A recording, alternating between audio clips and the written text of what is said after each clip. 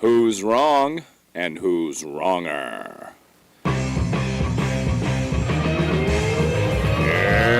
this corner, followed by millions, James the Exploding Unicorn Breakwell.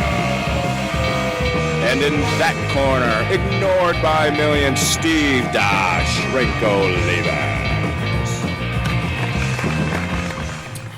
Hey everybody, and welcome back to Wrong and Wronger, the podcast that proves time and again that time is just a relative construct created by capitalist pigs for their own gain and our loss. James, I am not going to bend the knee. So I don't stick to the parameters of time quite as rigidly as you do. This is Exhibit A for why Indiana needs to be on Central Time. For those of us who have coworkers who are just incapable of understanding what an hour time difference means. I mean, we've had 500 episodes to figure this out, and yet it still bewilders and confuses you. But I guess that's just the magic of working with Steve. New year, same you. Well, I am, if nothing else, magical, James Breakwell. Although you're a unicorn, so I guess both of us have certain magical qualities. And that's what brings our three viewers and listeners back every week, because God knows it is certainly not consistency of schedule. Yes. I did not message you for 2 weeks, and you did not reach out to me in any way. Those episodes just didn't happen. If I don't twist your arm and explain to you how time changes work, we just don't have an episode that week. And sometimes even when you do message me and twist my arm, episodes don't happen for one reason or another. But I figured, you being the world traveler that you are, were probably off on some lavish vacation with your family. And I didn't want to bother you, James, because I'm nice that way. Yeah, I went to exotic locales like other parts of Indianapolis and close parts of Illinois. So, I really was a globetrotter this weekend. Well, and they are lovely this time of year, I'm sure. Yes. Did you also get the 40 below cold weather that we did? Oh, god dang, yes. I would imagine yours and our weather systems are roughly the same. You're a bit further north than I am, so you're probably a few degrees colder. But it didn't hit 0 for 2 days out on the ranch. We're a little colder than the weather app says our zip code is, because we're up on a hill and get a lot of wind. But it was doggone cold, Breakwell. And I'm sure you flew through it with just, I don't want to use flying again, but flying colors, because you live in posh Breakwell Manor. Not like me, just a pauper out on the ranch. Well, I do live in a house built in 1912, so insulation back then was more of a myth than an actual, producible idea. So the cold the heat just goes right out of our house, like all our doors and windows are open. So it was a little rough. I'm surprised you didn't stay warmer, though, because you basically have a hellmouth right there with all the demons crawling out. I would think that fire would work just like a big furnace for the whole property. Well, we didn't do bad. Our hot water pipe froze, so that was a little bit disturbing. So I had to shower in the small cabin a couple times. But otherwise, we passed. The house survived with very few casualties. I was worried that the slingshot of karma was pulling back further and further. Speaking of freezing temperatures, our friend to the north, Judy P., sent out her packages. Did you get yours? I did, and I was going to do an unboxing video yesterday, but we got busy with other things. I have it in my office here today, and I will do an unboxing video today. I have not opened mine. Have you opened yours? Well, of course, because Judy P., as our only fan, is my highest priority. But then again, I guess that's why she likes me more than she likes you. I don't know that that's true. She never ran down a public, crowded interstate to see you, James. I've never been to Canada. See, she was going with the best option she had, which was like option D, you. So you can't judge her for that. Well, either way, I'm sure whatever is in my package is far superior to whatever is in your package, as is the case every year. But I'll tell you what I need, and I hope she included, and I hope I don't out her if she didn't, but I have used her calendar as my office calendar every year since she started sending these care packages. So it's been a good 4 or 5 years that I have had an Ontario, or maybe it's Toronto specific, I think it's Ontario though, calendar hanging on the back of my door for all of my clients to use when they're mulling over scheduling options. So I have a Mandalorian calendar from last year, and this year I got a Grogu calendar, and that is the official calendar of the Breakwell family. It's the calendar that all birthdays and important dates go on. So we also run our family according to that gift package she sends out. For the record, I don't know why she would send you a calendar. If you don't know what time it is, I doubt you know what year it is. So I can't imagine the calendar is going to be very useful. And James, I only work 3 days a week, and so I can't explain to people how confusing my life is with regard to what day is what, and my head is constantly spinning. Plus, trying to schedule guests. I have so many guests for the next 2 weeks scheduled on the commute, and all of them live all over the place. So just trying to work the math of time zones is exhausting. I thought, finally, we got Breakwell. He's easy and easygoing. If I mess it up, he'll just roll with it. Take it right in stride. Not even bring it up even. But you surprised me, James, in that this pushed you just one more inch closer to that final descent into madness. I have like 1,000 things to do that I just need to get started. So I needed to get this one out of the way. I have an entire book I need to write between now and June 1st. Why? Because that's when the deadline is. And I just haven't been doing it. I've been Substack. I mean, I write 2,000 word articles a week. That's quite a few words, dang. and that's on top of my day job and all the stuff Yep. I do after work and all the stuff I do with friends now. And the thing that took the back seat was the thing that had a deadline in June. But now we're in 2023, and June doesn't seem as far away as it used to. So I need some good old-fashioned panic to power me through it. And so when you were a solid 5 minutes late with no sign of showing up, I decided I better goad you a bit. And it's a good thing I did, or else I would have been sitting here in front of my webcam for a full hour waiting for you to get around to talking to me.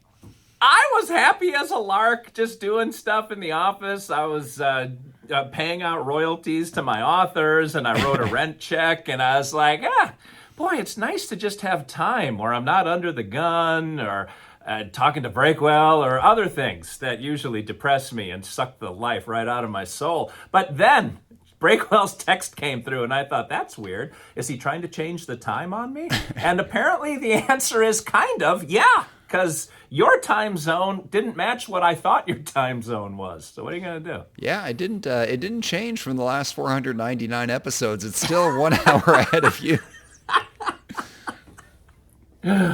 Yeah, well, and when we first started this, did Indiana not do daylight savings? I remember we had a wrong and wronger debate about daylight savings once, and I think it was because Indiana was on the cusp or something weird, right? They didn't used to change, which made them on the same time as Illinois half the year and on a different time half the year, which was actually worse than the current arrangement of different all the time.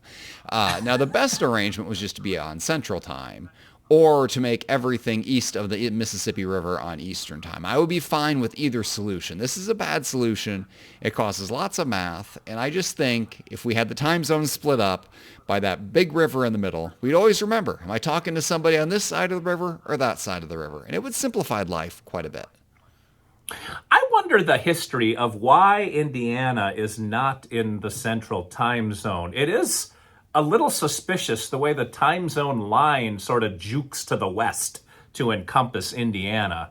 But there's got to be a reason that goes back to the 18 whatevers that somebody wanted something done, and so this was part of the package. I think we're just a little too big for our britches. We're like, we obviously need to be on the same time as New York because Indiana is a place where things happen. And it is not, in fact, a place where things happen. And we just need to accept the fact that we're part of the Midwest and roll over into Central Time.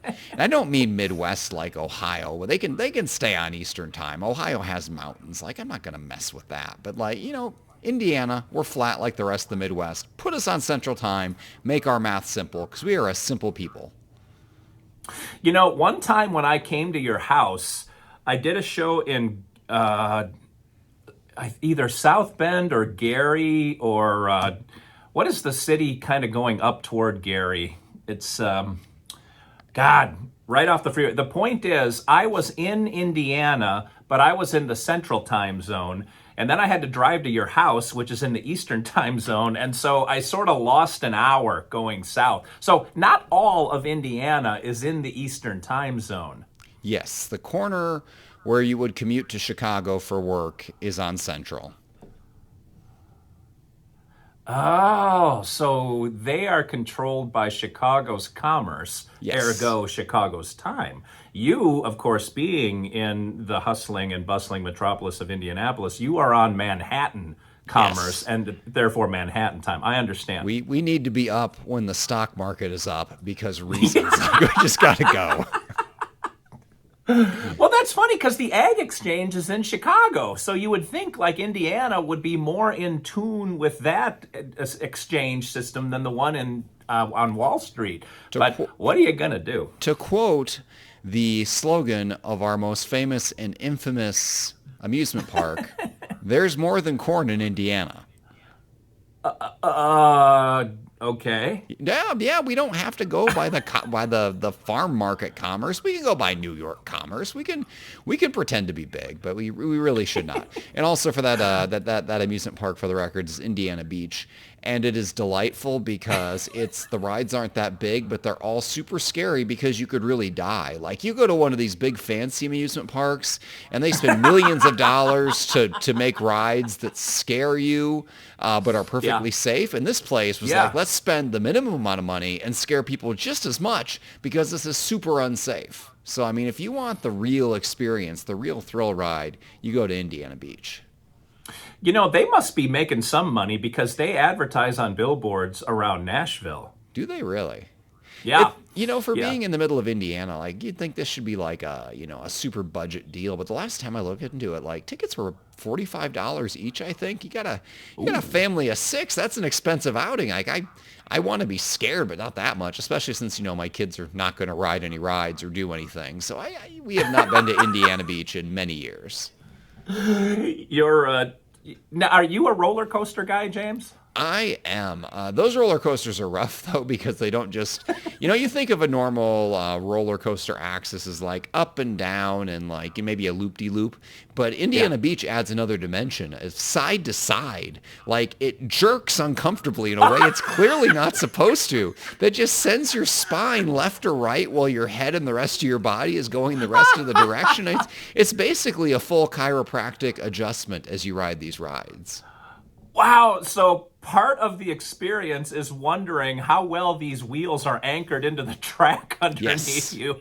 It adds a whole new dimension. I mean, these roller coaster junkies going out to all the Six Flags in the country, they have no idea. Yeah. If they were really brave, they would come to Indiana Beach to see what's what. Boy, I'm going to draw a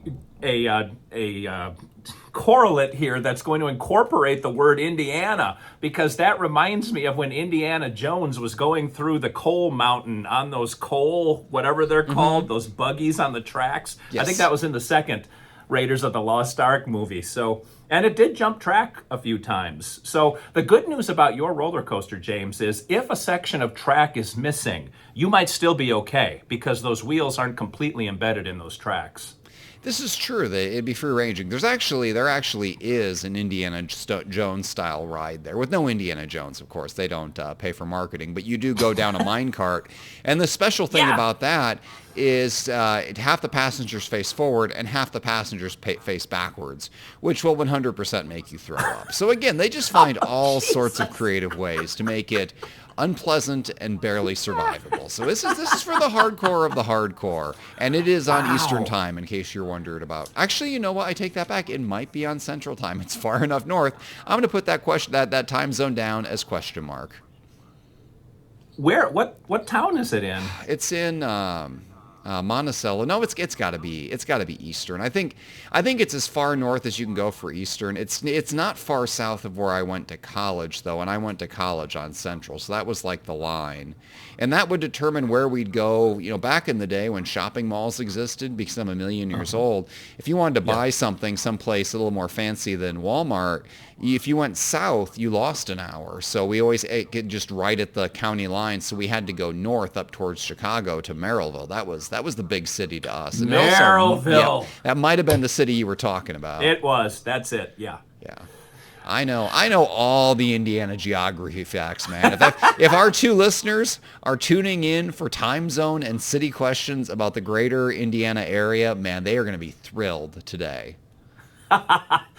Yeah, there's like the Star Amphitheater or something up there, and that's where I was before I came down to see you that day. But you went to college in Central Time. I thought your college was more centrally located than that in Indiana, but No, I guess not. Yeah, it's just north enough to catch the lake effect snow. So yeah, it was fairly far north. Wow. Well, not that we could visit the campus anymore. This is true. Actually, any institution of higher learning important enough to have me obviously doesn't have its stuff together, and they closed due to just basically gross financial mismanagement 10 years after I went there. So that's on me. I didn't perform a financial audit of the college that offered me a scholarship. I just took it on faith that they would be open for the 4 years I was there. And they were. They made it through my 4 years, and then 10 years after that, and then called it quits. And actually, they collapsed on their own. But had they not collapsed on their own, they would have collapsed during COVID anyway, because they never branched into online school, because they really, really needed that inflated room and board money to make their budget. I mean, it was still in the red, but make it less in the red. So there was no online classes of any kind. So the second they were forced to go remote for COVID, they would have closed anyway. So they got a little ahead of the game. They closed a little bit before the rest of the country. So good on them. wow. And now they've paved paradise and put up a parking lot. What was the name of your college, James? I never commit this to memory, but it's a good story. What is the name? I am not going to give out the name, because then you can trace it back to me, and it kind of still exists, and then they're going to come after me for libel, because it still exists in name only. They still swear they're coming back, even though they're not. So I will not say the name publicly, but it is not hard to figure out. Apparently it is, because I don't remember what it was, and I don't even know. Well, I guess colleges that closed in the 90s or something. Wait, you graduated college like Thursday of last week because you're young. Well, the thing is, it's in with a lot of other colleges. I mean, all the small colleges are closing now. It's really just the big mega universities are staying open. My brother graduated from a big state school in December, and they printed, they get those class shirts where they print the name of everybody in the class. Yeah. He got one of those, and it's like 0.2 font to fit everybody's name on there. There's got to be 11,000 names on the back of that shirt. Wow. And your college would have had 6 names, yes. Probably. And I would have been 4 of them. Font. Yes. And you would... You got a lot of followers online, James. Come on. I would like to think I'm the most important graduate ever to come out of here. There, I mean, it's here. Okay, hear me out. Well, so first of all, nobody important ever graduated from there. There was I think 1 or 2 Major League Baseball players, and there's a judge somewhere, maybe a college coach. So it's a pretty small pool. If you check the Wikipedia page for this college, those are the only people listed, and there will never be any more graduates from this school. It's a closed set. And you figure those baseball players, they already had their career. They're done with the headline making portion of their life. So I've got open runway. It's me competing against the 10 years of graduates after me to see who's the most important.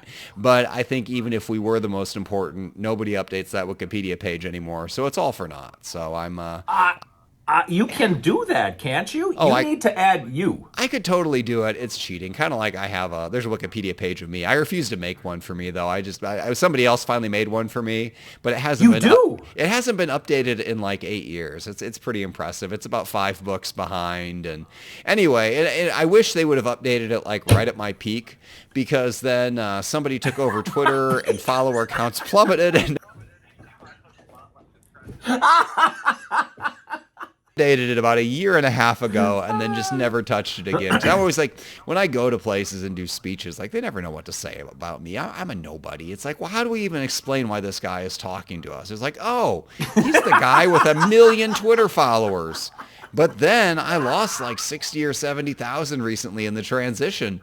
And now I'm the guy with 996,000 Twitter followers. And what is that? That doesn't impress anybody. Like, oh, okay. Anybody can do that. Couldn't get the extra 4,000, I guess. Whatever. So yeah, that's the world I'm living in. There's got to be a rounding error in there somewhere. I would still give you 1 million. But let this be a call to action for all 3 of our listeners to go and update the James Breakwell Wikipedia page. Remember when we added Fravis to the vernacular, James? I shudder to think of what would happen if they updated that Wikipedia page. It's probably best left as a time capsule to 2016 James Breakwell. That guy was pretty great. He was so full of hope for the future. He thought anything could happen. And now I'm 2022 James Breakwell. I'm older and more jaded. I've seen how book sales really work. And I'm a realist now, Steve, and it's terrible. This is not a good place to be. Let 2016 James Breakwell soar. I remember 2016 was when you and I started this podcast, and when we were, I don't remember when we were first talking about it, you said something about, you were making plans for when you hit the New York Times bestseller list. You didn't know it was a done deal, but I think you were fairly certain you could make a run at it, even if you didn't hit number 1, that you would have made the list. I mean, it's still possible, but yeah, book sales are a harsh mistress. I got my royalty It really is. I got my royalty statement recently, and it was an unwelcome reality check. For like, everybody's like, well, you sell these books and you write them, but they got a long tail. They'll keep generating income forever.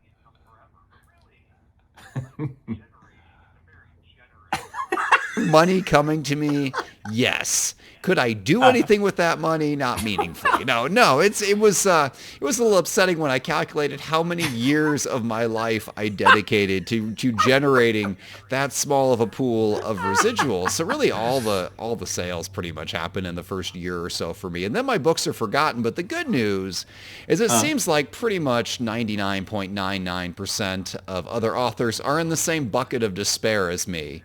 And you always hear about that 0.01 who they get the Netflix show made about their book or the movie or anything else, and the rest are just guys like me who are out here begging you not to update my Wikipedia page, because nothing good has happened since then. James is a successful author. He once bought a sandwich at Quiznos with his royalty payment. Yes, and he got the large drink to go with it, so he really upsized. I have a friend. We're gonna veer hard right here on this. Okay. Because that's what we do on this podcast. When you have no agenda and you have no content, you can just talk about things. And I might have told this story before, but I have a friend who, when he was before he was born, his dad was a bit of a free spirit. And he went and he sailed around the world for like 2 years in a yacht. Just like a one-person yacht. And his future mom waited for him, and he came back. And then, my friend was born years later. Anyway, every time that Men at Work song would come on, the Land Down Under, there's a line in there about a Vegemite sandwich.